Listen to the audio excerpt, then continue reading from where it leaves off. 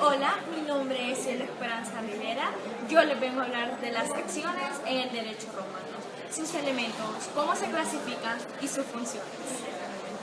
Concepto de acción o actio, según Celso y con la confirmación de Justiniano en sus instituciones, que acción no es otra cosa que el derecho de perseguir en juicio aquello que no se debe. Así, actio en sentido técnico deriva del agere, actuar en un proceso, y es aquella facultad que tiene una persona de iniciar una actividad procesal encaminada a la tutela y reconocimiento de su derecho. La conexión entre el derecho y la acción en el derecho romano, actualmente la acción es más bien un concepto abstracto, un medio general para hacer valer jurídicamente una presentación, y aparece ligada en un modo natural al derivado del subjetivo.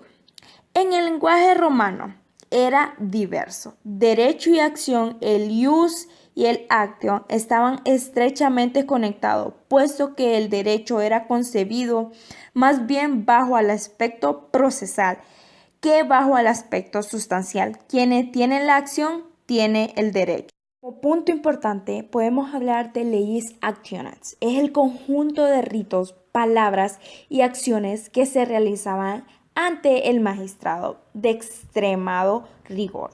Son penas de perder el pleito. Dentro de ella se derivan 5 elementos importantes, la cual el primero es legis actium per sacramentum. Era una caución o fianza de los litigantes depositaban a los pontífices o a un templo como garantía. Quien perdiera el pleito perdería la caución.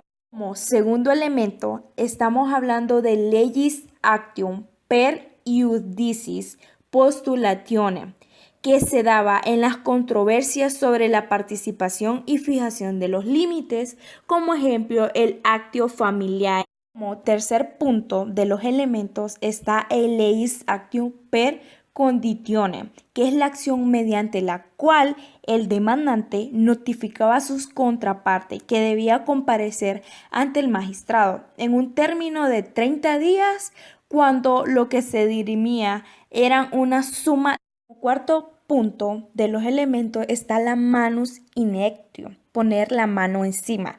Se estableció contra los deudores de determinada cantidad de dinero. Se le concedía 30 días para que cumpliera. Al acreedor podía reducirlo a esclavitud. Y como último elemento está el pignoris capio. Consiste en la aprehensión de ciertos bienes del deudor hacia el acreedor sin intervención del magistrado.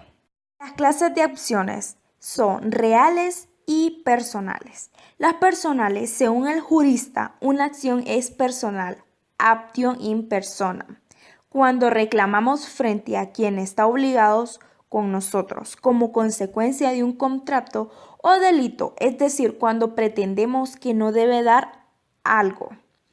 La acción real es, una acción es real, actium in rem, cuando pretendemos que es un objeto corporal, que es nuestra propiedad o que es un derecho nos compete. Por ejemplo, el del usufructo o de servidumbre, de paso o de vista. También están las acciones civiles y honorarias. Las civiles son aquellas que concedidas por el derecho civil para proteger relaciones jurídicas por el complemento. Las acciones honorarias es aquellas creadas y concebidas por el magistrado, normalmente por el pretor, porque ello también denominadas pretorianas, por proteger las relaciones no complementadas por el derecho civil. Su tercera clasificación son las acciones persecutorias, penales y mixtas.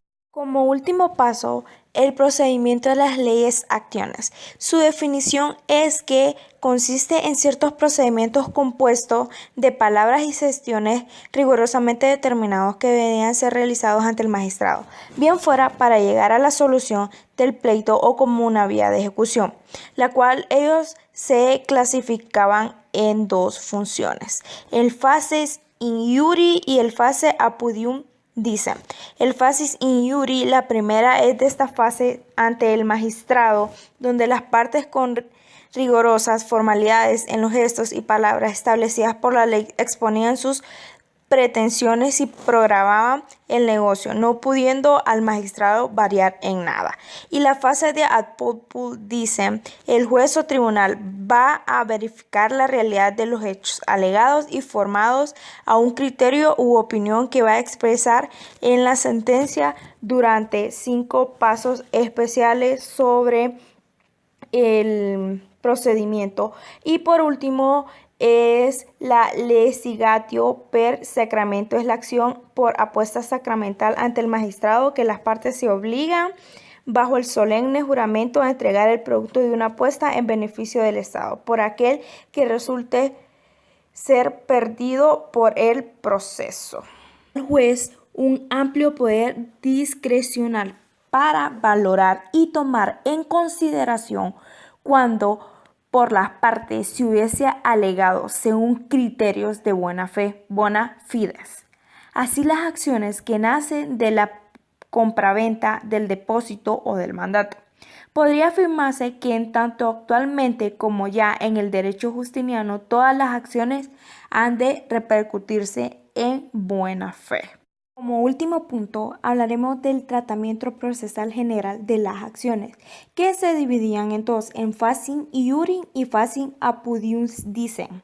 El facin iure, la primera de esta fase ante el magistrado, donde las partes con rigurosas formalidades en los gestos y palabras establecidas por la ley, exponían sus presentaciones y preparaban el negocio, no pudiendo el magistrado variar en nada.